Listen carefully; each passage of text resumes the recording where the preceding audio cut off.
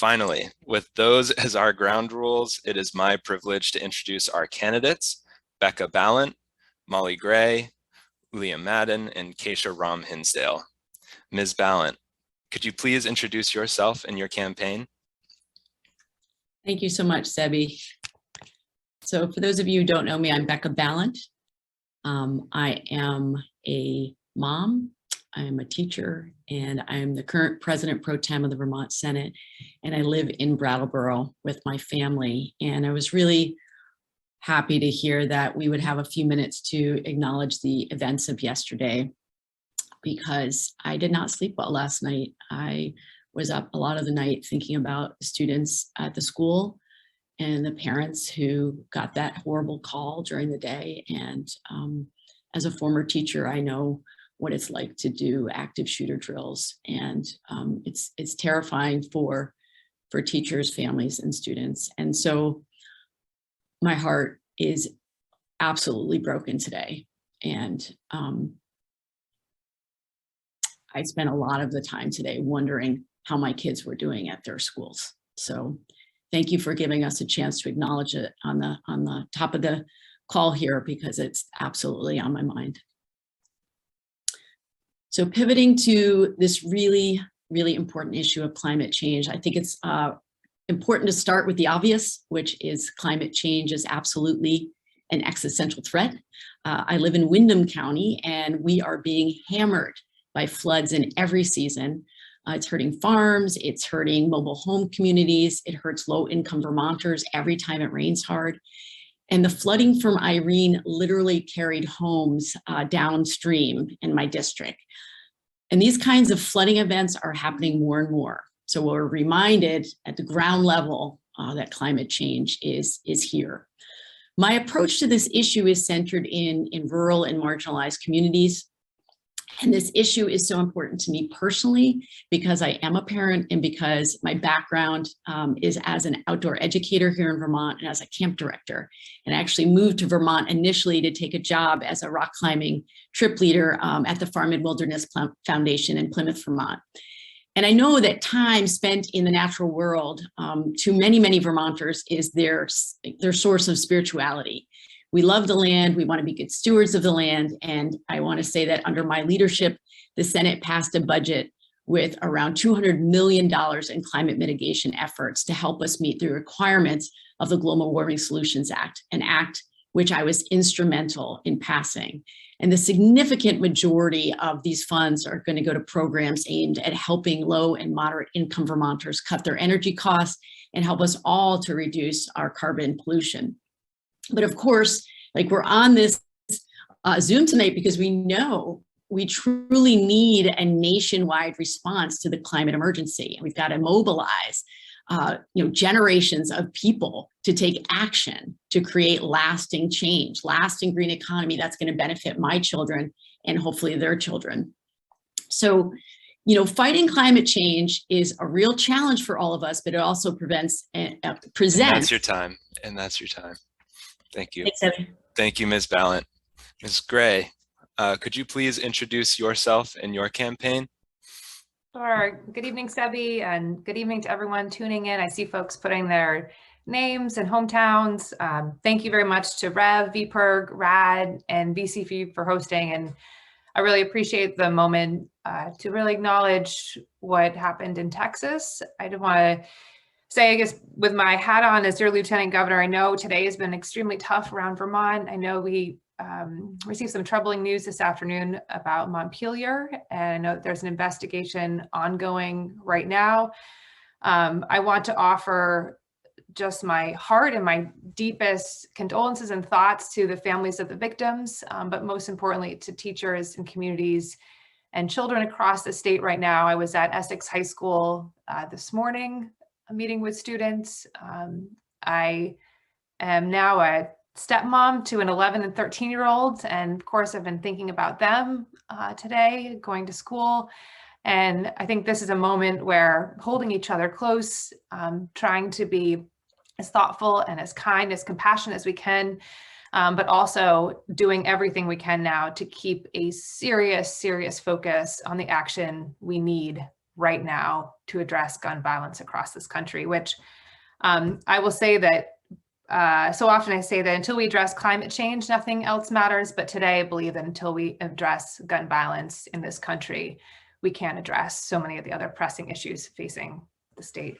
But to tonight's forum and debate, my name is Molly Gray. I'm proud to serve as Vermont's 82nd Lieutenant Governor. Before serving as Vermont's Lieutenant Governor, I spent about a decade and a half in service, first working for Congressman Welch in 2006, helping to elect him, and then working in his congressional office, helping to get the office off the ground. Spent about 3.5 years working for the International Committee of the Red Cross as their congressional affairs advisor, working with House and Senate staff and committees, also leading field missions into Haiti, Uganda, the Democratic Republic of the Congo, the Western Balkans, and Georgia. But I've also lived and worked across Vermont and grew up on a vegetable and dairy farm, feeling close to the land, working with the land with my family and my brothers who now help to run the farm. I lived in Rutland and Bethel after Hurricane Irene, and Tunbridge, attended Vermont Law School.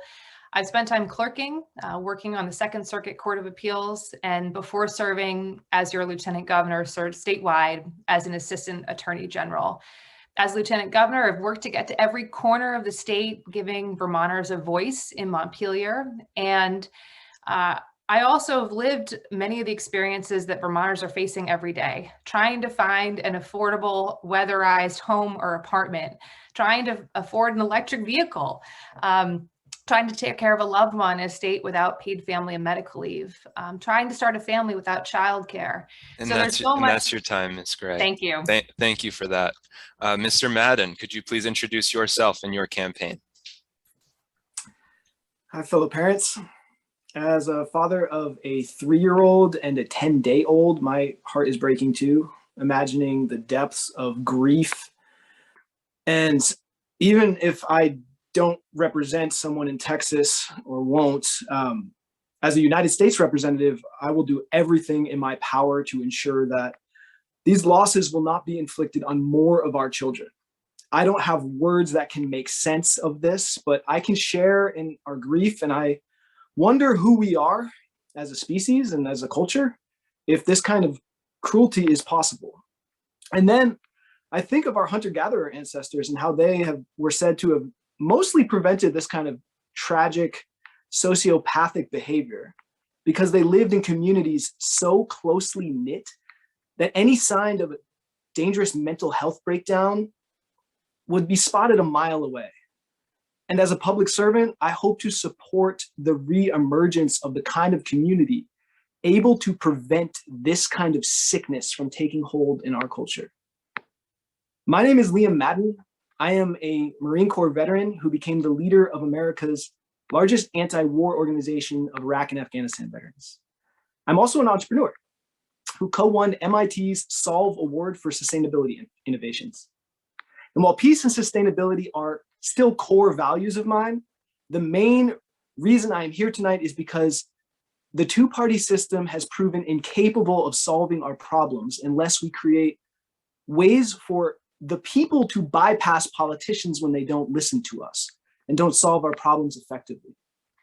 Innovating better collective problem solving is the only way to solve the sustainability crisis. And that is the core message of my campaign and will be my core focus as Vermont's representative. On the issue of climate, I believe I stand apart from the other candidates for a very important couple of reasons. One, I see it in a bigger picture. Climate change is only a small part of a larger sustainability crisis. We fished over 90% of the big fish out of the oceans, and we're causing species extinction at thousands of times the historic rate. And we're using our precious materials like fossil fuels at a rate that will deplete them in our lifetimes. And secondly, I focus on the root cause of this crisis. We can't resolve this problem by keeping our civilization's behavior the same and simply switching our energy technology. Our economy is premised on never-ending growth. And things that don't stop growing don't jive well with sustainability. Do you feel me? And lastly, I have a logical path forward. The only way to shift an economic paradigm, short of a catastrophe that would make us, is through a government far better equipped to democratically solve enormous and complex problems. So in short, to navigate out of the sustainability crisis, we must rebirth democracy. That's your time, Mr. Madden. Thank you. Ms. Rom Hinsdale, could you please introduce yourself and your campaign? Thank you, Sebi, and thank you all so much for being here and talking about this critical topic among topics that we are reeling from and dealing with in the tragic aftermath of the events in Uvalde. We are one day out from a horrific violent event that took 19 children's lives and 2 teachers' lives. We are 10 days out from the death of 10 people in a Tops in Buffalo. And we are at the 2nd anniversary of the murder of George Floyd this evening. And the challenges that we're presenting to our young people, particularly brown and Black children, are so deeply immense and overwhelming. And I think about the experience of climate anxiety, of pandemic anxiety, and not feeling safe going to school, going to the grocery store, going to a place of worship without knowing if your children will come home or it will be your last breath. And in a society right now where death by gun violence and particularly gun homicide has now overtaken death among children from car accidents and from drug use, it is not policy alone that will solve this crisis, just like it is not policy alone that can save us from climate catastrophe and climate failure. And when we are consuming such wildly different information and being gaslit, whether it's around the identity of the shooter or whether or not these events even took place or what our climate crisis is caused by, we have to remember and hold on to each other and to facts and to reality, because it's becoming harder and harder as we talk about replacement theory or what critical race theory might be doing to our young people, if you ask some pundits. And so I think overarching all of this is the ability to stay connected and stay in the same sense of reality and share the same information. That all said, this issue, has been my priority since I was very young. I grew up having access to clean air until our family could no longer afford it. And knowing that my father particularly, who grew up in India, felt like a failure as a parent because we no longer had clean air to breathe. I worked for the Coalition for Clean Air when I was in high school, and we were working on phasing perchloroethylene out of dry cleaning. And what my job was to talk to the Korean immigrant community as an intern, because they owned 2/3 of the dry cleaning establishments in Los Angeles. And so that's how I learned that we have to knit together people's economic well-being, their health and well-being, and our attention to climate and the environment. We can't do anything without the light at the crossroads between social justice and environmental justice. That's what I've worked on for my decade in the legislature, introducing the first environmental justice bill in 2007 that is on its way to the governor's desk, thanks to so many of you as partners right now. Thank you so much for having me. Thank you, Ms. Rom Hinsdale. All right. For our next segment, we are going to have questions asked by members, staff, and trustees from the co-hosting organizations, and respondents will have 1 minute. Our first question comes from Lauren Hurl of Vermont Conservation Voters. Lauren, could you ask your question, please? Yeah, thank you all so much for being here this evening. I'm zooming in from Montpelier and mother of an 11 and 7-year-old, and just wanted to acknowledge again that it's been a really hard day. And we need to address the heart-wrenching and unnecessary gun violence in our country, and we simultaneously need to fight the climate crisis, so we're giving our children the best chance at a bright future. So I wanted to start us off with a more positive question. What do you think are the most important benefits of Vermont meeting its climate action goals and implementing the state's climate action plan? Thanks. Thank you, Lauren. And Ms. Gray, you are up first. And you have Thanks, 1 minute. Lauren. Well, first, I just want to acknowledge that the Global Warming Solutions Act, I've said to so many people as I've talked with lieutenant governors across the nation, that it's our mini Paris Agreement, and we should be so deeply proud of that work, the work of the Council, the climate goals that were put forward, and the path that we're on. I think what I feel most positive about is that we now have an infrastructure in place here in the state that is ready for federal investment, be that federal investment to expand weatherization, federal investment to expand access to heat pumps, federal investment to expand access to electric vehicles and EV charging stations.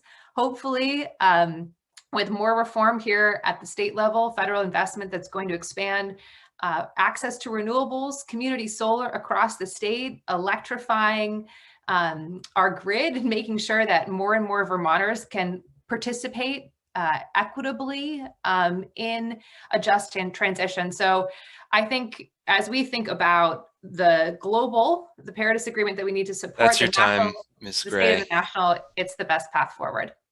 Yep, and we have 1 minute, just as a reminder. Mr. Madden, you have 1 minute to answer Lauren's question.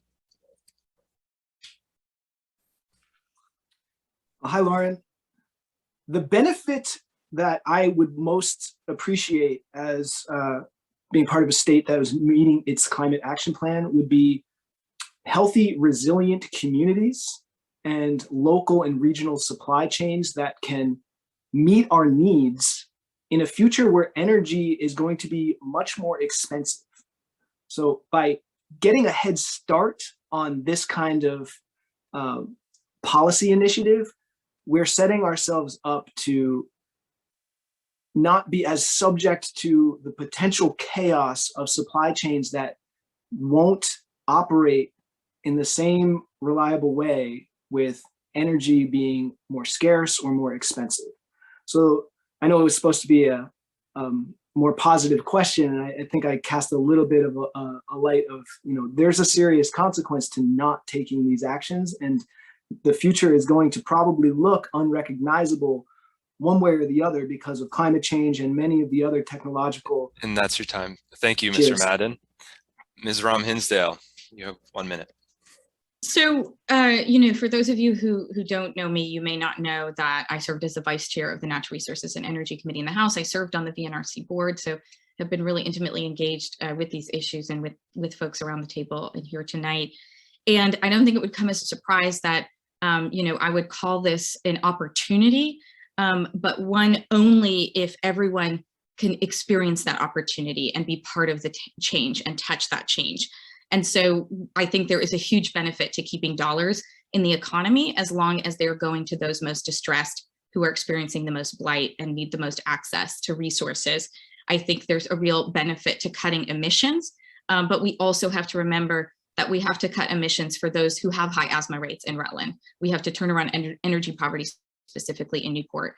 And we have to talk about transportation solutions as recognizing that 25% of Vermonters currently can't get to the grocery store or a doctor's appointment when they need to. And so these solutions work best when we're accountable to making sure they work best for those who are otherwise most left behind. Thank you, Ms. Rom-Hinsdale. Ms. Ballant, 1 minute for your response.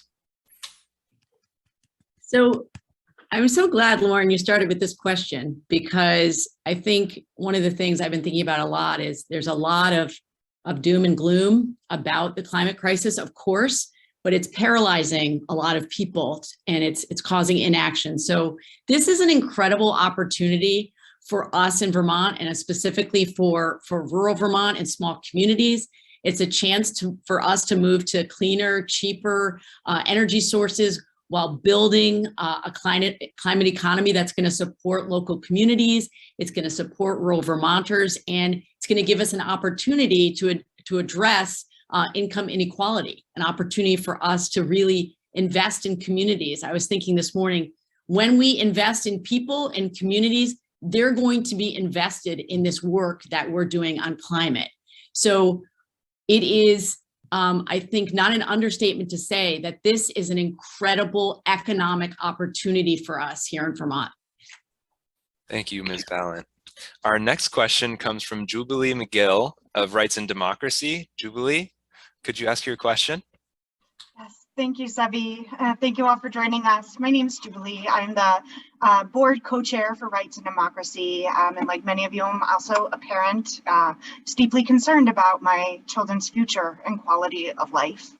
On the national level, the Republican caucus in both the House and Senate are full of climate deniers and obstructionists to climate solutions. Given the possibility of a change in leadership, with the Republicans taking the majority in one or both houses of Congress, how would you work to pass the climate legislation we need? Thank you, Jubilee. Mr. Madden, this time you are up first and you have 1 minute.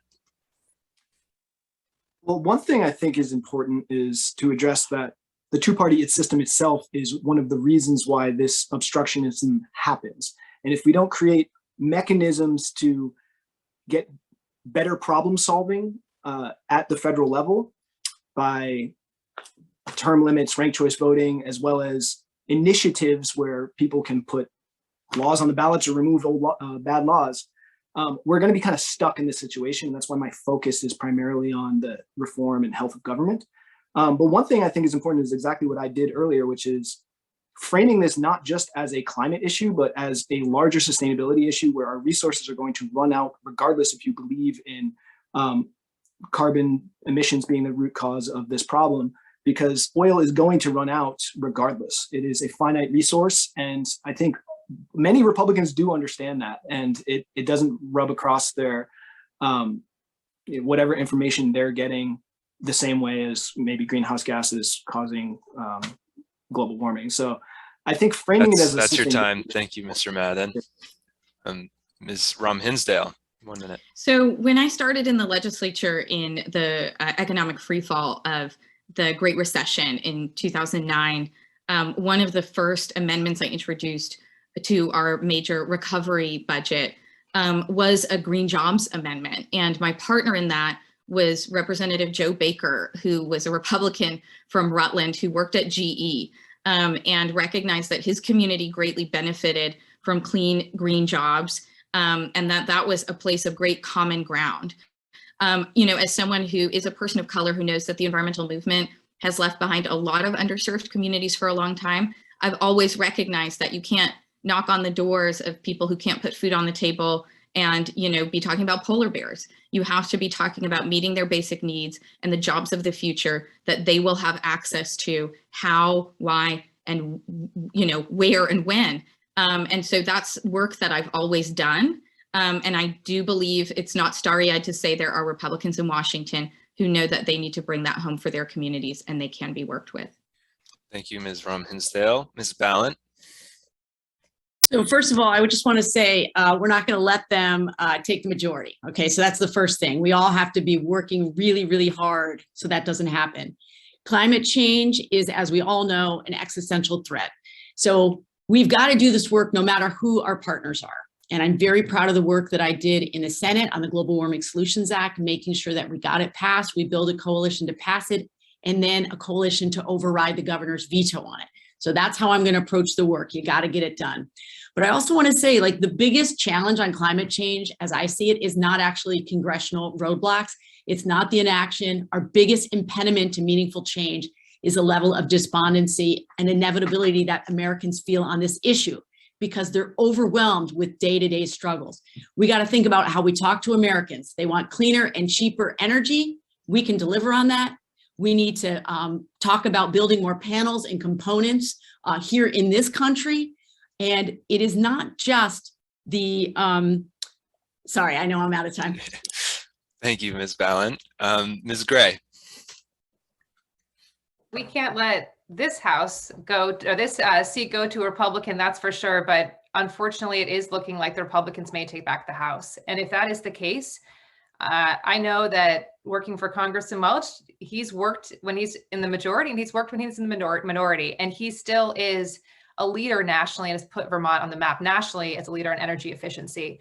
We know the Joint Chiefs have been saying, what, for nearly a decade, that climate change is the biggest national security threat.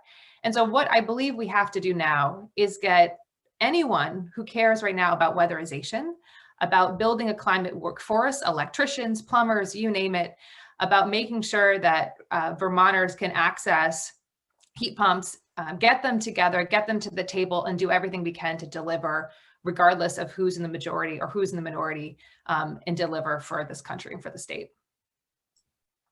Thank you, Ms. Gray. Our next question comes from Peter Sterling from Renewable Energy Vermont. Peter? Hi, all. Thank you for joining us tonight, to all the candidates. For the last 6 years, the Department of Public Service and the Public Utilities Commission have made it costlier and more time-consuming for Vermonters to access solar power by restricting access to community solar projects, decreasing compensation for net metering programs, and making it harder to bring solar projects online. How would you work to make solar power more accessible to more Vermonters? Thanks for the question, Peter. Ms. Brom-Hinsdale, you're up first this time around. Thank you. Well, first of all, I would say, while not necessarily interfering in state processes, now the Department of Justice at the federal level is also making it very hard to develop solar. The solar development has essentially been brought to its knees by investigation into production in China that many feel is unfounded and has all but stopped the supply of solar panels to the United States. And that's something that members of Congress need to get louder about and need to really tell a Democratic administration that this is a huge problem for us to meet our climate goals and ensure we are staving off climate failure. So time is running out to act even on something that now has interfered with the solar industry. But in addition to that, I would be looking at significant investments in our solar industry itself, as well as significant investments in the grid, so that solar can be plugged in and available to more Americans. Thank you, Ms. Brom-Hinsdale. Ms. Ballant. So I support a big federal level of investment in solar power so that folks in lower and middle income families here in Vermont can access this important alternative energy source. We should also support and bolster a solar economy that has in the past delivered really great jobs for Vermonters and a lot of opportunities for Vermont businesses. And I feel really strongly that Congress has to reinstate the 30% tax credit for solar that first started under George W. Bush, now hovers at about 22% and is seriously in danger of disappearing entirely if Congress doesn't act. This will be a big priority of mine because we have to get real about this. We want the average Vermont family to be able to take advantage of solar, and they can't do that right now because they're on tight budgets. So we need to be real about that, meet people where they are, and that means subsidizing access to solar. This would both lead to huge job creation, and obviously it would be an economic boon for all of us here in Vermont. Thank you, Ms. Ballant. Ms. Gray, your opportunity to answer Peter's question. Thank you, Peter, for the question. First and foremost, ending fossil fuel subsidies, and certainly I'll add on to what Senator Ballant said, extending the tax credits, which currently expire in 2024, so that we're fully investing in access to renewables and solar, not only here in Vermont, but across the country. I think the missing piece is that even if we have extension of tax credits, right now we simply do not have the workers. So we have to invest in a climate workforce, something that's been central to my campaign. We had a press conference today. We had one 2 weeks ago also on climate and workforce. Right now, investing in electricians, in solar deployers, and making sure that anyone who wants to go into these jobs has our full support and can do so right now in communities across the state and across the country. Thank you, Ms. Gray. Mr. Madden.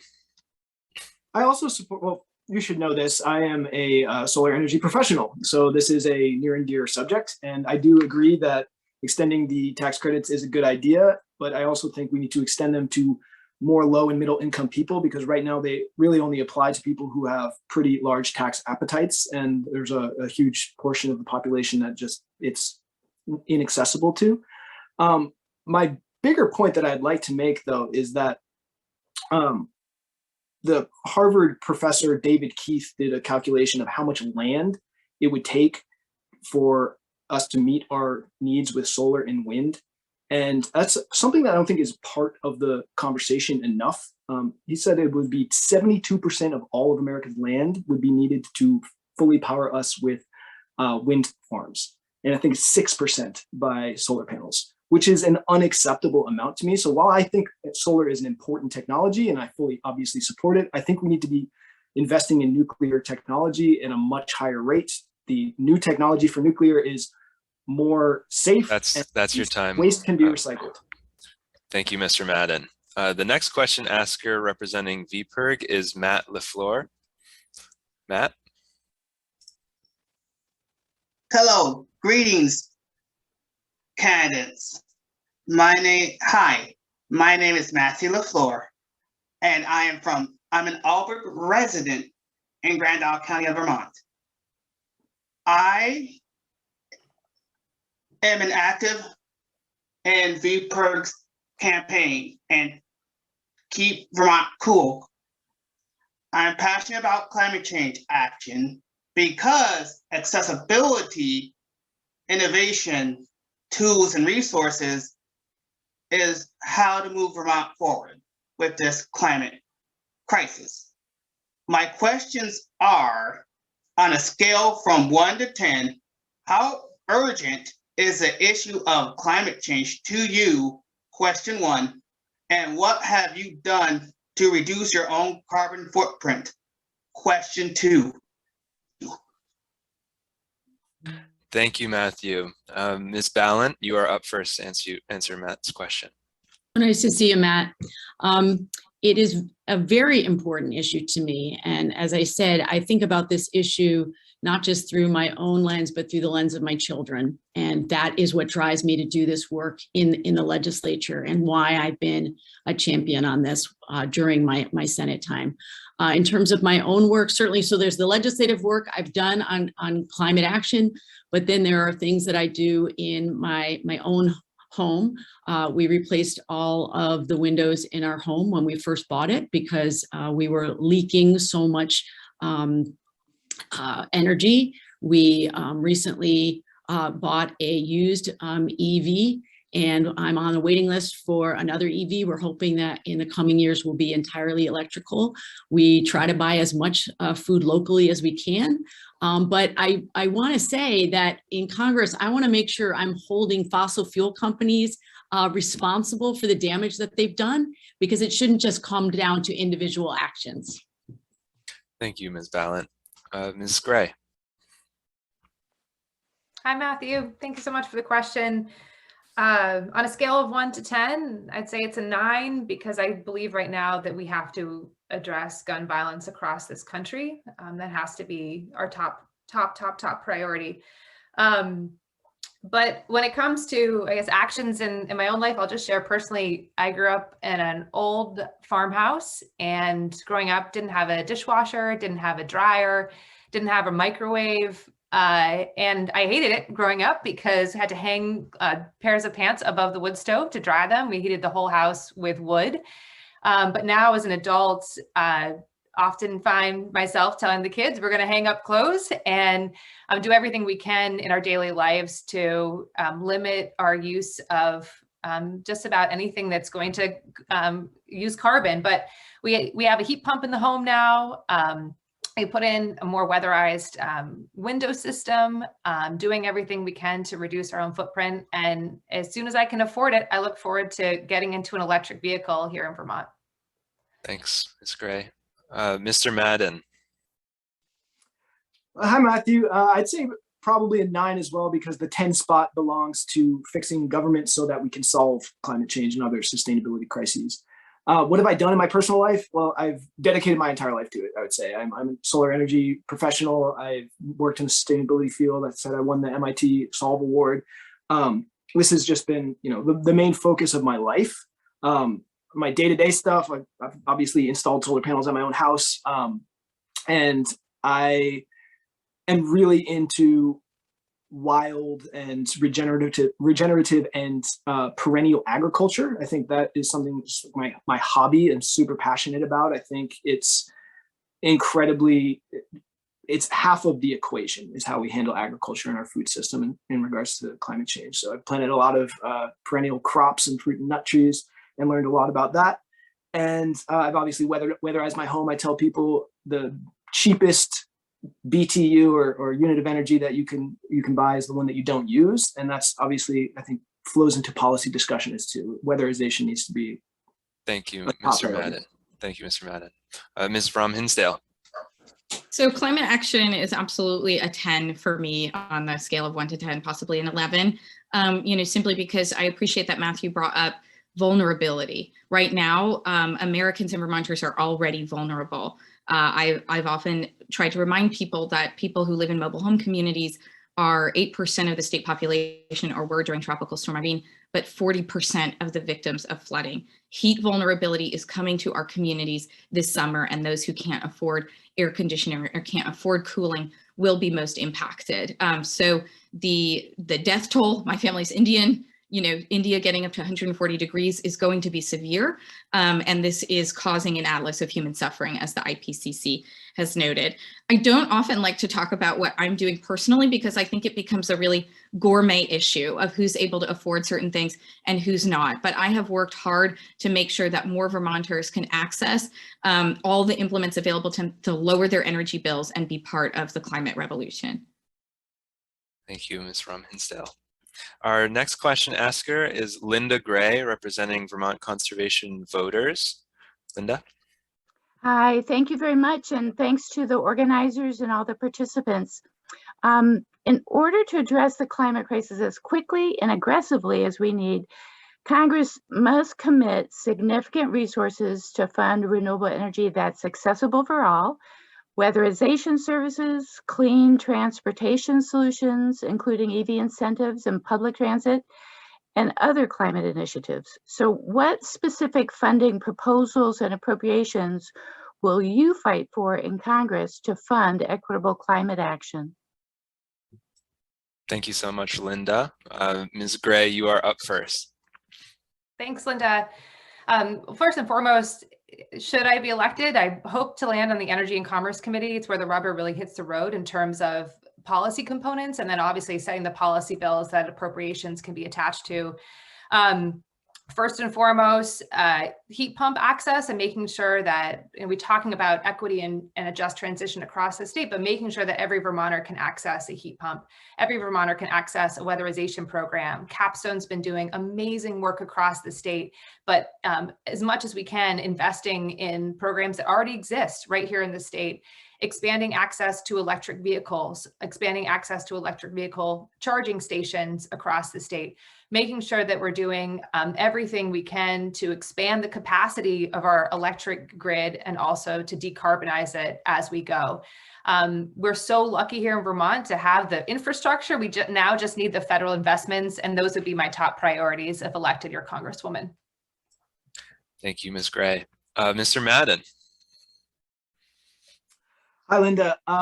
I agree, weatherization needs to be a top priority. It's just the lowest hanging fruit. It is the cheapest, the most cost-effective way to reduce energy, is to just use less of it in the first place.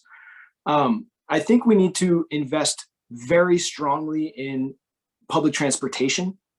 It is just a basic fact that cars weigh 20 times the amount of a person, and therefore, even if they're electric powered vehicles, they're still wasting 95% of the energy in just moving metal and heavy objects instead of human beings. So investing in public transportation allows us to just have a more inherently efficient transportation system, which uses a third of our energy. And like I said earlier, nuclear needs to be a part of the scenario. And I think the idea of coding, 6% or 72% of our country in renewable technology compared to only probably 700 nuclear reactors, we need to be investing in that immediately. Thank you, Mr. Madden. Ms. Rom-Hinsdale. Thank you. So I would be looking to serve on the Select Committee on the Climate Crisis, and really making this a major focus of mine, the top focus.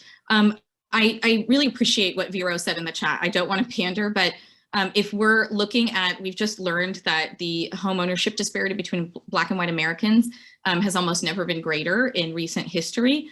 And so many of these programs are geared toward people who are homeowners, who have stable roofs, who have the income to participate. And that is something that we're going to need to invest in changing and making sure more people can access these programs so that they don't continue to create more divides between haves and have-nots in a green economy and in a changing climate. I also want to say there is money available in the economy and in systems in the defense budget in terms of not taxing the ultra wealthy and fossil fuel companies at the rate that they should be taxed, to tax essentially wealth and the bads and make sure that those dollars are available for the kind of future that we want to invest in. Thank you, Ms. Hinsdale. Ms. Ballant. Did you say Ms. Ballant? I did, yeah. Okay, I didn't hear you, I'm sorry. So Congress's role in this cannot be understated. Congress has to lead on climate action, how to pay for it, ensure that reforms will lead to good paying jobs, create policies that move us away from carbon pollution and carbon polluters and towards cleaner, healthier energy. And of course, as others have mentioned, we have to make sure that equity is built in along the way. We have to make sure that we are subsidizing access to solar, making sure we're giving supports to rural areas and technical assistance so that they can have targeted solutions locally. We have to tax the hell out of fossil fuel companies and use that money to make sure we're moving towards a green economy. And in Congress, a big focus of mine will be working towards a climate economy that really supports farmers and rural Vermonters, because we know that we have made really important investments in weatherization that we need to continue, but we have to be focused on rural supports here in Vermont. Thank you, Ms. Ballant. Our next question asker representing Rights and Democracy is Sidesh Mukherjee. Sidesh? Thank you. I'm representing 350 Vermont. Thank you, candidates, for your time this evening. As we respond to the climate crisis, which specific steps will you take towards a transition that centers justice and addresses racism and intersectional oppression, towards a transition that meets the needs of historically marginalized communities? Thank you, Sidesh. Mr. Madden, you are up first to answer Sidesh's question. I unmuted myself. Well, I believe that the issue of justice and a transition, it needs to be both economic and political justice. And economic justice to me means abolishing wage slavery. And that means supporting workers' cooperatives, economic democracy, and guaranteeing opportunities for meaningful and secure forms of livelihood for all people. So from a policy perspective, if we're going to take on this kind of enormous scale of transformation with justice in mind, then we need to give the contracts to do the work to workers' cooperatives and a federally funded civilian service corps that we establish immediately instead of to elite-controlled corporations. And if we're up to anything of this kind of scale and complexity, a paradigm shift in our economy, then we also need far more inclusive and democratic processes, ones that incentivize our best problem solving and our most inspired cooperation, because the only way to meet these challenges is to create vastly better tools to work together. Thank you, Mr. Madden.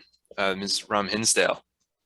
Thank you. So I was just speaking at Norwich University's Climate Resilience Conference last week. And, the thing I tried to leave people with, and just as folks may realize, what I try to impress on folks is, if we wait for those most comfortable to feel the impacts of climate change, it will be too late because we are already feeling the impacts now. It's just incredibly uneven who is experiencing those and the level of investment that they receive or attention that they receive when their homes are underwater or they don't get the support that they need to recover from a disaster. I also want to articulate that we often look at solutions and say, we have to just get it through and get it done. We also have to think about our global commitment, or we will commit the same crimes and injustices that the fossil fuel industry has created. And that came up, I think, in a big way with biofuels as a key component of the clean heat standard, and recognizing that biofuels are set to drive up the price of food just as much as fuel around the world. And we have to be a good global citizen as well in these conversations. Thank you, Ms. Hinsdale. Ms. Ballant. So globally, not just in this country, but globally, the people who suffer the most from climate change are those people who have contributed the least to the problem and are the ones who often have the fewest resources to help them cope with the impacts of climate change. The least economically developed countries contribute less than 0.5% of humanity's cumulative greenhouse gas emissions. We, on the other hand, are part of that part of the world that is responsible for 27% of the world's carbon pollution. So 0.5% versus 27%. So we have a responsibility to pay to help other parts of the world transition to renewable sources. And we have to make sure that here we have a just transition, and make sure here at home, here in Vermont, the communities most impacted by climate change are going to receive the most assistance. Climate change is already happening and impacted marginalized communities here. Thank you, Ms. Ballant. Ms. Gray. I want to begin with an acknowledgement of where and how systemic racism exists in our community still today. It exists in access to housing, it exists in access to transportation, it exists in public health, it exists in land access. And then when we overlap that with, when we talk about weatherization, when we talk about increased tick-borne illness and air that's not clean to breathe, when we talk about electric vehicles, but a population that still cannot access electric vehicles for a number of reasons. We talk about land access, be it a resilient local food system, all of the things that we need for climate action to be real and accessible. And so in every piece of our action, we need to be addressing and thinking about what a just transition looks like in all of those areas. Thank you, Ms. Gray. We have a question from Peter at Renewable Energy Vermont again. Great. As Vermont moves to electrify everything from cars to trucks to how we heat and cool our homes and where we work, would you commit to using the powers of your congressional office to increase the amount of in-state renewable energy Vermont uses to supply its electric sector? If so, what level of in-state renewable energy would you consider realistic for Vermont? And Ms. Rom-Hinsdale, you are up first. Thank you, and thank you for the question. I wanted to start by saying in the Build Back Better bill, one of the provisions that our favorite senator, Senator Joe Manchin, had a big problem with was looking at an additional rebate if your electric vehicle is made by unions. And so we have forces in DC actively working to ensure that labor and climate don't meet at that light at the crossroads and don't find that path forward. So we have to combat that with everything we have in Washington and look to I think being honest and having integrity around how we're counting our renewable energy production and how we're ensuring that that investment goes first and foremost and mainly to those producing power in our state. We look at Hydro-Quebec and that flooded tribal lands a third of the size of Vermont to produce what we are currently calling renewable power. I would not stop until we have met our energy needs, at least as a state, in terms of advancing in-state renewable energy. Thank you, Ms. Rom-Hinsdale. Ms. Ballant. Yes, I appreciate the question. I actually introduced a bill, S-264, this legislative biennium, which dealt with this issue directly. It called for 25% of in-state renewable energy by 2032. And this, as far as I know, was the first legislation to call for such a high percentage. But I do think even more is possible. We could get 30% by 2030, and that would make real headway to Vermont actually reducing greenhouse gas emissions. And we have to move more quickly towards our goal of electrification. We got to produce more of our own energy. That's crucial. And we have to produce more components for electricity here in the United States, more solar panels, more components. We have to really invest in this in a deep way so that it's not just that we're installing renewables locally, but the work that we you do to install should be based in products made here in this country. Thank you, Ms. Ballant. Ms. Gray. I hope I'm not going to be too bold here, but I'm going to take a page or chapter from Burlington's book and say, if Burlington can be 100% renewable, then the path forward for Vermont is getting to 100% renewable, and as a nation getting to 100% renewables. We're not going to meet the goals of the Paris Agreement. We're not going to meet the goals of the Global Warming Solutions Act, which have to be working in tandem. At this point, the local has to be working with the state, has to be working with the national, and has to be working with the global, all pushing in the same direction. So doing that, well, we're also investing, as I said, in heat pumps, in weatherization, and everything we can do to make energy efficiency a reality across the state. Thank you, Ms. Gray. Mr. Madden. Hi, Peter. So I'm sure you're just as well aware of this phenomenon that we're experiencing in the solar industry as I am, that there's just such an incredible scarcity of actual components to complete jobs. And I think it speaks to the fact that without regional and localized supply chains, that achieving anything close to 100% renewable energy for the state of Vermont in the near term is completely impossible. We have, what is it? By the year 2030, 50% of all new cars sold, according to the Energy Information Agency, the International Energy Agency, will be electric vehicles. So that means we're looking at least 20 to 30 more years of internal combustion engine vehicles being the dominant cars in the road. There's no way we're getting to 100% anytime soon. So we need to be thinking about regionalizing supply chains as fast as possible so that when energy gets very expensive or things become scarce, that Vermont is resilient to that. So I am for investing in that. Thank you. Thank you, Mr. Madden. Our next question asker representing VPIRG, Jenna Hirschman. Jenna? Hi, my name is Jenna Hirschman, and I'm a sophomore at Essex High School and a member of Vermont Youth Lobby. I'm active in the climate movement because it's my future and I believe it's really important. My questions are, what do you love about Vermont's great outdoors? How have you seen climate change impact what you love? And what have you done to adapt to those changes? Thank you. Thank you so much, Jenna. And Ms. Ballant, you are up first. Sebi, I have to say, I couldn't hear the last part of her question. Jenna, do you want to? What? Okay, it was what do you love about Vermont? And the how changes that you've seen. And what have you done to adapt to the changes? Okay. Okay, thank you. Oh my gosh, and I only have a minute. Is that right, Sebi? That is. Okay, so what do I love about Vermont?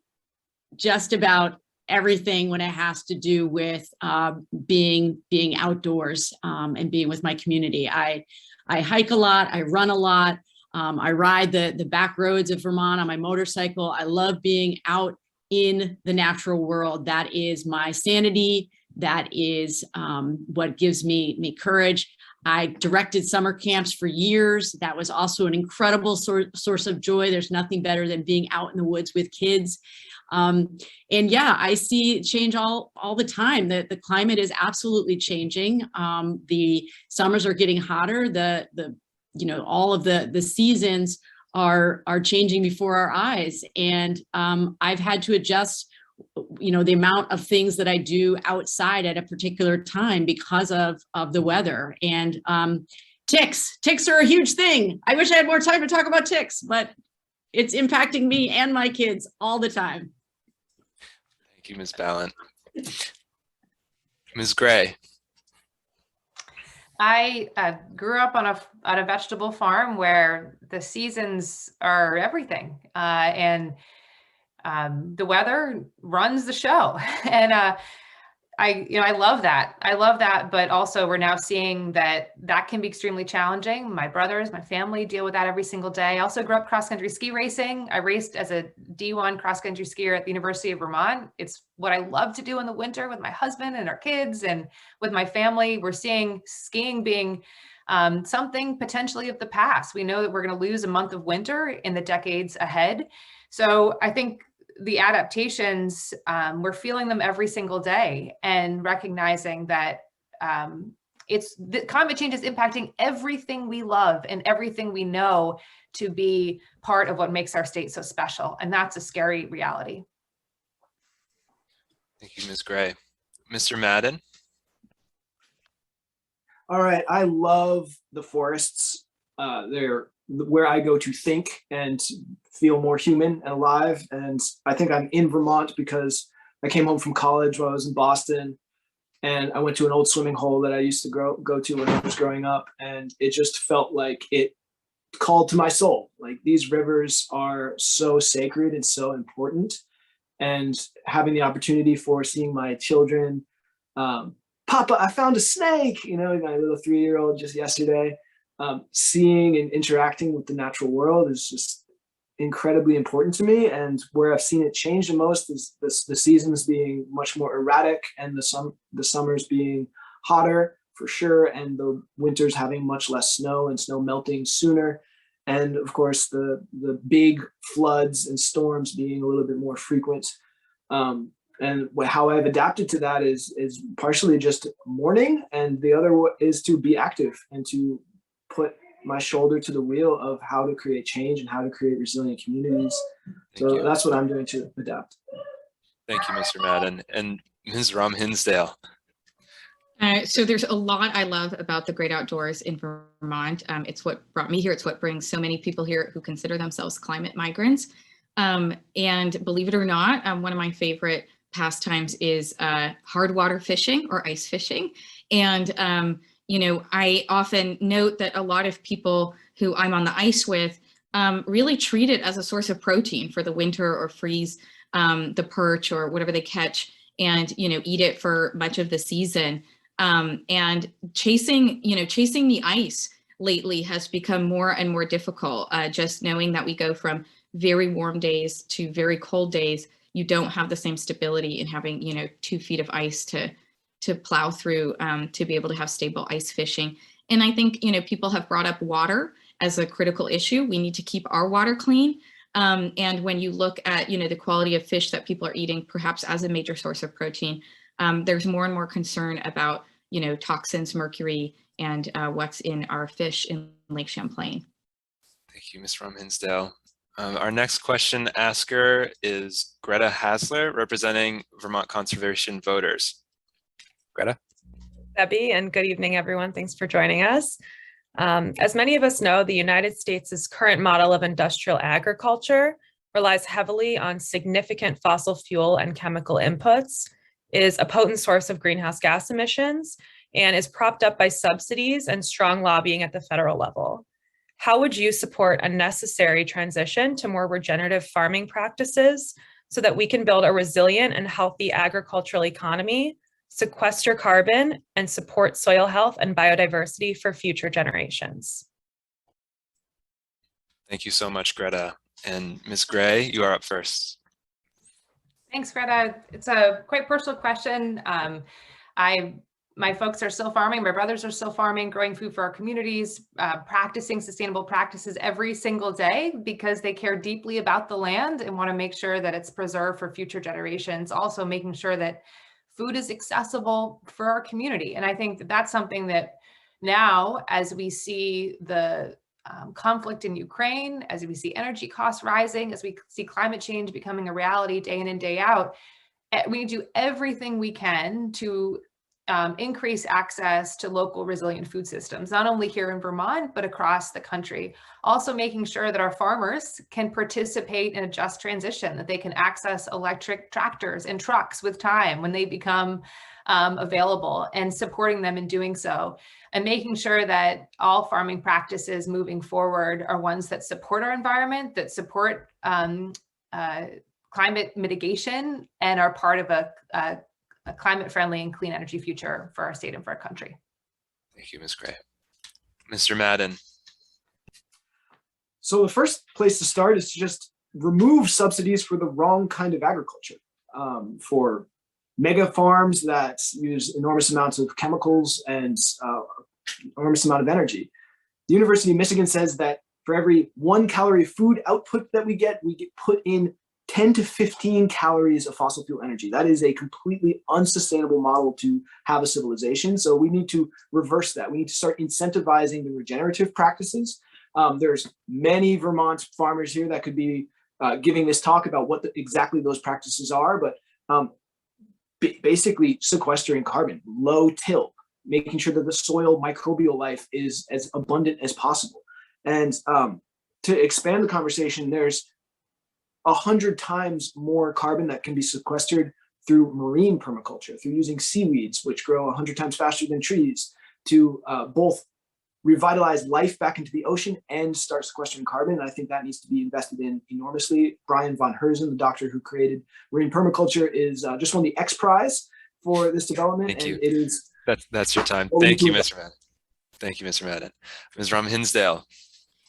So I'm a big believer in regenerative agriculture. I serve on Regenerative Food Network Advisory Council and have worked on efforts to try and create standard labeling around the regenerative agriculture and regenerative food movement, so that we can start to pay farmers for the value that they're adding to the soil and keeping carbon in the soil. I think we also have to be honest at a federal level when we're talking about major subsidies, school meal programs, that kind of thing, that we should start investing more in plant-based solutions and meat alternatives. That is going to be a major way that we bring down our greenhouse gas emissions. And finally, I've worked on really local solutions. Pine Island Goat Farm, some of you may know, is a refugee-led goat farm in Colchester. I worked originally with the Land Trust to help create that opportunity to have local goat meat that comes from, male goats that otherwise wouldn't be of value on goat dairy, and, getting them to eat local poison ivy and whatever's in the Colchester, Burlington area, and then create access to local goat meat for refugees. So solutions like that, I think, are really important. Thank you, Ms. Rom Hinsdale. And Ms. Ballant. So agricultural land could be one of the greatest resources for positive environmental change.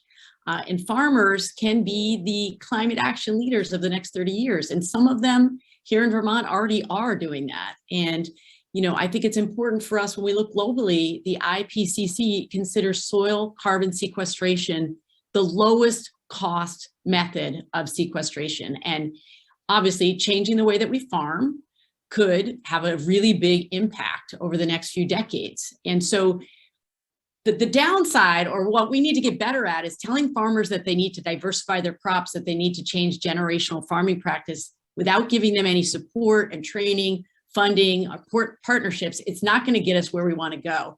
So we need to make sure we're investing in training and supports for farmers who want to engage in or continue to engage in this kind of healthy ecological practice. Thank you, Ms. Ballant. Our next question comes from Allie Breyer, representing Rights and Democracy. Allie? Thank you, and thanks everybody for being here tonight. As we've talked about a lot tonight, the climate is in crisis and we need bold action now. What would be your theory of change on getting real climate action that prioritizes environmental justice in Vermont? And what will it take to get the policies we need? Thank you, Allie. Mr. Madden, you're up first. Hi, Allie. My theory of change is that if we understand and acknowledge our problems at a root cause level, then we can begin to act accordingly. A root cause of our sustainability crisis is never-ending economic growth, which is built into a monetary system that is based on interest-bearing debt. And the only way to do a difficult and scary thing like changing our economic system, short of the catastrophe that would force us to, is through a renaissance of our collective problem solving, a rebirth of democracy so that we can be more multi-dimensional problem solvers together. And my theory of change is that if you are not talking about transforming our economy and rebirthing democracy, then you are peddling Band-Aids. And the way to inspire a rebirth of democracy is to first dispel the fairy tale that the two-party system is willing to or able to fix itself. And the definition of insanity is trying the same thing over and over and expecting different results. And so therefore the sane thing to do is to elect the person who has a vision for government that can actually solve enormous and complex problems. And that's what I focus on. Thank you, Mr. Madden. Ms. Rom-Hinsdale. So I consider my theory of change really simple. Center those most impacted and resource them to ensure that they are solving their own problems in a way that fully meets the needs of their communities. I was an Oxfam climate change ambassador in Washington, and this is something that Oxfam intrinsically got. And when you are centering those most impacted to build resilient communities, you're often also resourcing women, you know, and resourcing farmers and those who can give you information on the ground and create systems that respond to disasters quickly and equitably.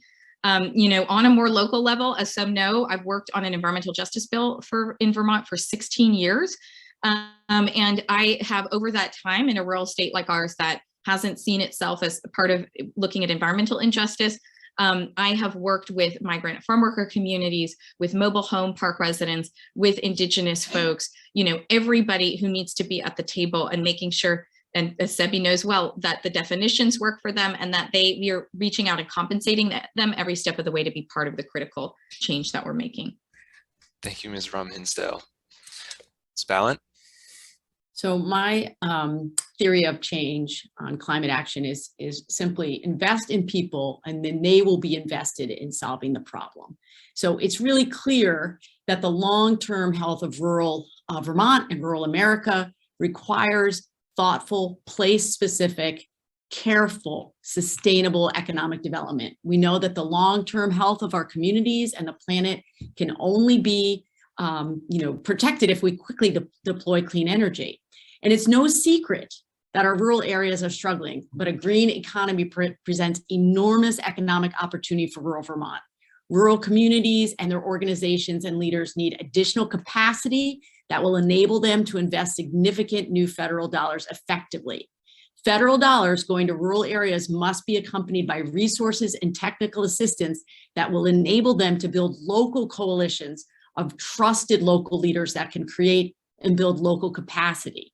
These are going to be incredibly strong local coalitions that we're investing in, and that's how we're going to make the difference. Thank you, Ms. Ballant. And Ms. Gray.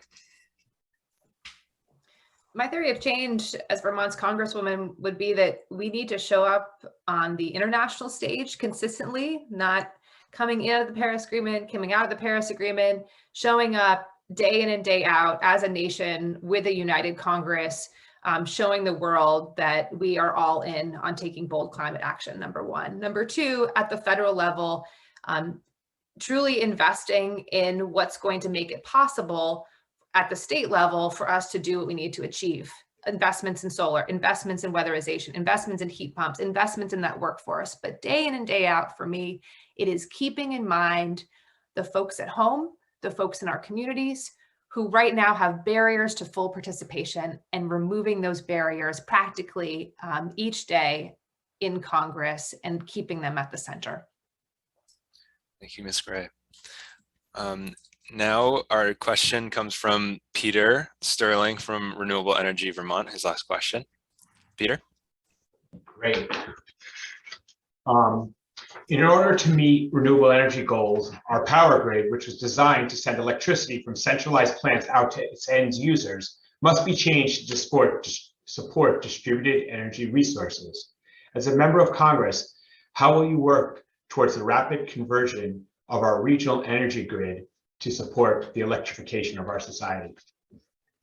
Thank you, Peter. And Ms. Rom-Hinsdale, you're up first for this one. So I actually think this is one of the most critical investments our next member of Congress can make, is in various forms of grid infrastructure investment. One, you know, building out the grid so that it's nimble and can accept more intermittent power, and two, hardening the grid. It's incredibly expensive to have power lines go down in increasingly dramatic weather events. And it also means that if some of our renewable energy sources go down, at the end of the day, it is still one grid, and we would end up burning jet fuel to keep the lights on for folks should we lose other parts of the grid. So, you know, we have been a leader in Vermont in thinking about grid hardening and grid infrastructure, but we need significant resources, and every state should receive those so that our infrastructure dollars are going directly to the climate solutions of the future. And that means major investments in grid infrastructure and technology. Thank you, Ms. Rom-Hinsdale. Ms. Ballant. So, as Senator Rom-Hinsdale said, absolutely, we have to be thinking about hardening of the grid, infrastructure supports. This is about the funding priorities that the next congressperson is going to be making. And obviously, this is a critical component to everything that we're talking about today, and would certainly be something that I would be a champion on in Congress. And I'd work to ensure that Vermont can make its grid adaptable to new renewable energy sources. It doesn't make any sense for us to push new renewable energy sources without, having an access point to the grid. But this is also about the federal government helping all of us here in Vermont access these new technologies like battery storage and heat pumps, which, are going to drive, which are the key really to driving down fossil fuel use and deadly emissions. But we have to remember, a heat pump right now costs between $3,000 and $5,000, and that's not affordable for the vast majority of Vermonters. So we need to lower costs for folks in order to transition them to away from fossil fuels into electricity, and we have to make sure the grid can support them. Thank you, Ms. Ballant. And Ms. Gray. I'm so proud of this Congress for its work on infrastructure. I certainly wish that Build Back Better was a reality now, but now we have initial investments in grid strengthening, in grid modernizing, so that there is increased capacity for renewables, but it's just the beginning. And if elected, I'd work to expand those infrastructure investments so we can continue our work here in the state. But I want to talk about one thing really briefly. And it is the stories I hear from Vermonters who have figured out now with an electric vehicle charging near the house that they have the generator, of the 21st century, and think that we also need a grid that's able to allow more and more Vermonters to have that resilience and sustainability as we get folks into electric vehicles, and know that that's going to build more sustainability and resilience for every home across the state. Thank you, Ms. Gray. Mr. Madden. You're muted currently.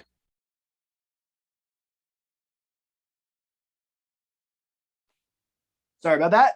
Peter, it's a great question. It's incredibly important to think about the grid being able to support electrification, which is ultimately the direction we definitely need to head in.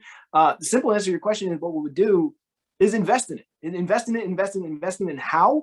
By taxing billionaires' wealth, not just their income, and by reducing the military budget, and by taxing fossil fuels. So I think that it's a simple answer. We need to invest in the grid in order for electrification to take place, and therefore we need to find the resources to do that from the places where it's most equitable to get those funds. Thank you, Mr. Madden. The final question from the crowd before I take moderator privilege and ask one more, Mia Moore, representing VPIRG. Thank you, Sebi, and thank you all for being here and making the time for this conversation tonight. As we all know, Vermonters, and especially the Vermonters who are represented by the groups hosting this forum, are interested in sending a change maker to Congress. One of the greatest inhibitors of change is our own personal inability or unwillingness to change ourselves. If we're not willing or able to do it, how can we expect others to? And rather than ask you what you're doing to reduce your impact on climate change, I'm more interested to know from each of you what one of your growth edges is, something that you've identified as room for improvement in yourself, and what you're doing to work on that. Great question. Thank you, Mia. Ms. Ballant, you are up first. Mia, I love this question. It's such a good question. What I would want you to know about me is I am constantly working at self-improvement. And so one of the things that is a leading edge for me right now is getting much better at meditation. I find when I meditate, when I take time to sit quietly, I am a more compassionate person. I'm a more understanding person. I am able to hear my neighbors' struggles in an open-hearted way, and I'm not quick to respond. I can just sit with what they are bringing into a conversation and not make a plan, not make judgment, just to sit with it and honor the experience that they're having. And meditation has always been incredibly difficult for me, but I find the more that I do it, the better I get at it. And I have learned recently that it's also okay to meditate while you hike. So that is something that I try to do every morning. So great question. Thank you, Ms. Ballant. Ms. Gray, you are up. I was at the Vermont Law School, my alma mater, this Saturday for a commencement address. And I was talking to these incredible environmental lawyers who are now going out into the world and trying to help them remember that if they don't take care of themselves, they can't do their best work. And I feel like that's something I constantly have to remind myself of as well. I'm trying to take time to get outside and see the sun go down, sometimes see the sun come up, to run, to breathe, to remember that we're so lucky to live in such a beautiful place, and we need to do everything we can to protect it and cherish it and ensure equal access to it. That's a point of continuous personal growth. Thank you, Ms. Gray. Mr. Madden. Beautiful question, man. Yeah, I think that my edge is listening to people I disagree with and truly digging deep into what kind of values that we share, so that I can actually hear I can first of all develop my own empathy towards all living beings. But I truly believe that people we disagree with will inform us of our own blind spots. And so that's really my edge, is constantly looking for blind spots that I have, whether that's people I have political disagreements with, or people that, or why am I getting so worked up or reactive about a certain topic or a certain criticism against me, and to fully explore my own blind spots so that I can show up as a person able to fully empathize with other human beings. So that's my blind spot, or my Thank you, Mr. Madden. Cheers. Thank you. Ms. Rom Hinsdale. Thanks, Mia. And I can't help but notice Congressman John Lewis behind you. And I've been thinking a lot about members of Congress who weren't just good, but are great, and what makes the difference in that context. And this kind of process, being in an election, is one of the greatest and most challenging processes of self-reflection one can engage in. And sometimes I go back to growing up in my Indian immigrant father and Jewish American mother's Irish pub, and everything felt like, you do the work, you put in the time, and you just get through the day. And, I think maybe it's just my Jewish and Indian family, but there was not a lot of gratitude. There was not a lot of saying, I'm proud of you. And so, as I think about my campaign team and the people around me who are working so hard on this campaign to champion the values that we have, or the future children I want to have, who are like the one waving at me now, I just think about making sure that I tell people I'm proud of them and make time for that humanity, and seeing how much they mean to me. Thank you, Ms. Rom Hinsdale. All right, I'm going to ask one final question before we move to closing statements. You will have 1 minute to answer. It is an open secret how much oil and gas companies pay to influence Congress. In the last 5 years, they've contributed $250 million to federal candidates and political parties. Where do you stand on limiting the power and influence of the fossil fuel industry and other corporate polluters over our political process? And what other reforms do you support to encourage a stronger democracy? Ms. Gray, you're up first. Thanks. I think it's a good one to end on. First and foremost, as I said tonight, ending fossil fuel subsidies, also closing tax loopholes that continue to exist, redirecting that money to investments in renewable energy right now across the state. Also, holding fossil fuel companies accountable, and making sure that as candidates, as a leader, we're doing everything we can to decouple where we get our funds from. I took the fossil fuel pledge, not accepting any funds, but I want to say this very quickly. Today, I announced a new ethics rule that I think should exist in Congress, where a member of Congress should not be able to vote on a climate measure when they are receiving funds that exceed their congressional salary from a fossil fuel company, because I think we need to have the public interest and personal interest fully aligned in Washington moving forward. Thank you, Ms. Gray. Mr. Madden. I think that Congress should pass laws that make it more difficult for any industry to capture legislatures, to capture our government in the first place. And one way to do that is it's a very simple way. It's called term limits, because as we're all witnessing right now, new ideas can enter the political conversation much more frequently if we don't let politicians entrench themselves in their seats for decades. So that's one thing we could actually all do right now.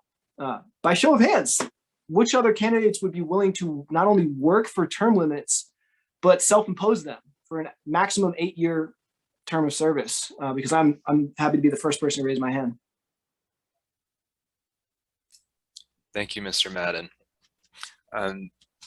Ms. Rom Hinsdale. So probably good to mention before we close in a climate forum that I have the support of Bill McKibben in my campaign for Congress, our folk hero on climate change and somebody who's been such a consistent voice and someone I've looked up to for so long. It really means a lot, and it's probably at least partially because we've worked for over a decade on divestment from fossil fuels. When it was particularly unpopular, when we did not have a large coalition built around the issue, and now you have California and New York and billions, if trillions of dollars that are beginning to be divested from fossil fuels. And, even ExxonMobil wants a carbon tax, which is part of the solution. But for ExxonMobil, that means being able to pass it on to the consumer and eventually get subsidies for their eventual transition into a different economy. But what we need to do is start valuing fossil fuels for keeping them in the ground now. We did this with Russia, and we acted with such swiftness that we completely changed the global paradigm. We need to do the same thing with fossil fuels and divest as soon as possible. And I've led on that in the legislature. Thank you, Ms. Rom Hinsdale. Ms. Ballant. We have to get fossil fuel companies out of the business of funding campaigns, period. And that means that we need comprehensive campaign finance reform.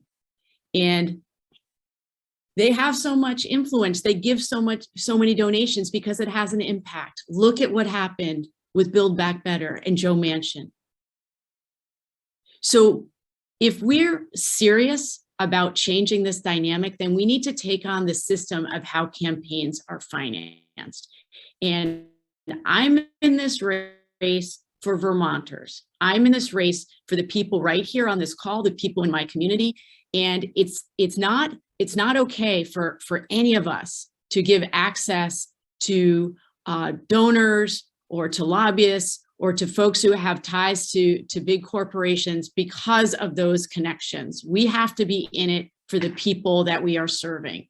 So we know why the planet is burning, because of the actions of the fossil fuel industry and the politicians that have enabled it. Thank you, Ms. Ballant. It is now time for 1-minute closing statements. For this round, we will go in reverse alphabetical order, starting with Ms. Rom Hinsdale. Totally fair. Well, first of all, this has been a privilege and a pleasure, and I'm glad we are spending this concerted time on our climate future.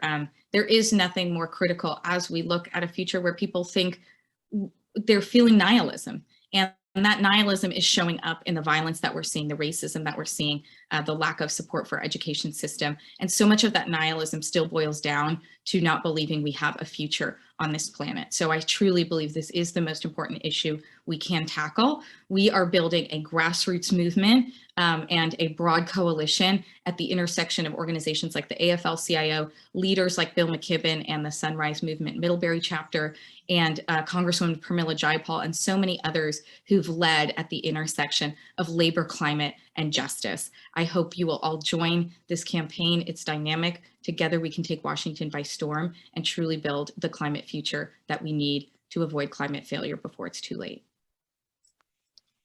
Thank you, Ms. Rom Hinsdale. Mr. Madden, closing statement. So what's about to happen is Vermont's political establishment is going to try to impress you with their experience. And theirs is the experience of being servants to a broken two-party system. Now I ask, would you trust the experience of a doctor who doesn't solve her patient's problems? Would you trust a doctor who has experience and plenty of it, prescribing Band-Aids for gushing wounds? If you want a Green New Deal at the hands of the Democratic Party, expect to climate change what Obamacare was to health. A disgraceful half measure, or at least a tragically lost opportunity. I ask, do we want their experience or do we need innovation? I have a logical set of policy outlines that can bring democracy into the 21st century.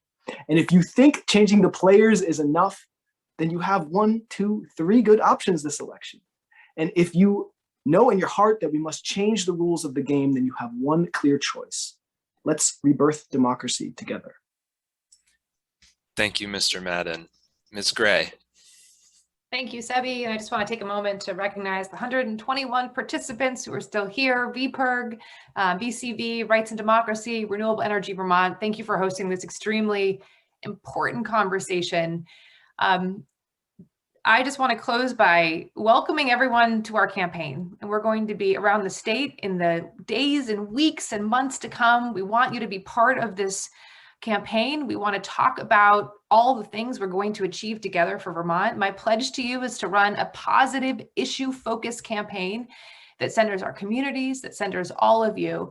And I hope you get involved. And I'll close with the words of Ruth Bader Ginsburg. I believe it's time that we fight for the things that we care about, but do it in a way that leads others to join us. So join us. Thank you and have a good night. Thank you, Ms. Gray. Ms. Ballant. Thank you. In the 1980s, there was $1 billion weather and climate disaster every 4 months on average. Now it's about every 3 weeks. And this is really bleak. And these are the kinds of statistics that get Vermonters and all Americans feeling overwhelmed and paralyzed when it comes to climate change. So I'm going to go back to where I started at the beginning. Our biggest challenge on climate change is not actually congressional roadblocks. It's not inaction. Our biggest impediment to meaningful change is the level of despondency and inevitability that Americans feel on this issue. So you want a candidate that is going to address that head on. It isn't hopeless. We can't believe it's hopeless. We have to make it meaningful for Vermont families, for Vermont communities. And so all of the issues that I'm working so hard on are issues that center our working families here in Vermont, and this one is too. And addressing climate change is a huge opportunity for all of us to address income inequality, and we need to ensure that our solutions to this crisis are immediate, big, and are going to lift up folks who are on the margins. Please join us in my campaign at beccaballant.com. Thank you so much, Sebi, for hosting tonight. Thank you all. That concludes tonight's forum. Our sincerest thanks to the candidates who joined this evening. What a wonderful debate. Our viewers can also thank the candidates by adding a comment in the chat. We appreciate your time, viewpoints, and commitment to Vermont. I also want to thank our co-hosting organizations, Rights and Democracy, Renewable Energy Vermont, Vermont Conservation Voters, and us, VPIRG. Finally, we encourage everyone to stay safe and vote by mail this election. We have posted a link in the chat so that viewers can request their August 9th primary ballots be sent to them in the mail. With that, thank you all so much once again, and have a great evening and rest of the campaign.